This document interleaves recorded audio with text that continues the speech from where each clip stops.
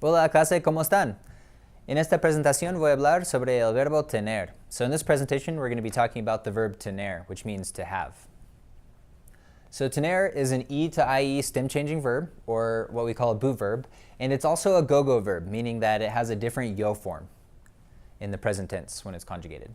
So here we have the conjugation of the verb tener in the present tense. Again, the E in the stem changes to an IE in all of these forms, except for the nosotros and the vosotros form. That's why we call it a boot verb, a stem changing boot verb. And then the yo form is different from the other forms, and it has the go at the end. That's why we call it a go-go verb. So yo tengo means I have. Tú tienes means you have. Él tiene would be he has. Ella tiene would be she has. And finally, usted tiene would be you formal have. Nosotros tenemos would be we have. Vosotros tenéis would be you all have, again, just in Spain. And ellos tienen would be they have. And finally, ustedes tienen would be you all have. So tener is a high frequency verb, and it means to have, right? But it's also used in several idiomatic expressions. And idiomatic expressions are those expressions that don't translate directly from one language to another. So the most common use of tener is when talking about age or years, años, tener años. Okay, so in Spanish, you don't use ser or estar when talking about how old you are. Instead, you use the verb tener. So you would say, for example, tengo 33 años to say that you're 33 years old. So tengo 33 años literally means I have 33 years. Okay?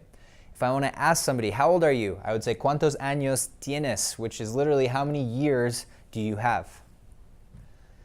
So, as a side note, the ñ in años is very important. A lot of people tend to omit the ñ. They forget to write the tilde when they're writing in Spanish, or they forget to pronounce the ñ, and they pronounce it just like a regular n.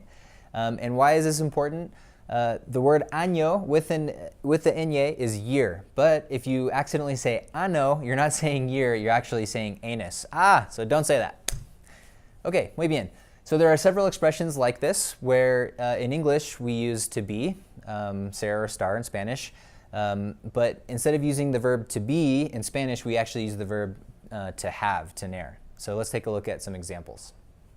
For example, tener hambre literally means to have hunger. So when you're hungry, you don't use the verb ser or estar in Spanish. You actually use the verb tener, to have. So it's literally to have hunger. If you want to say, for example, I am hungry, you would say tengo hambre. If you want to ask somebody, are you hungry? You could say, ¿tú tienes hambre? Tener sed would be to have thirst. So if you're thirsty, if you want to say I'm thirsty, you would say yo tengo sed.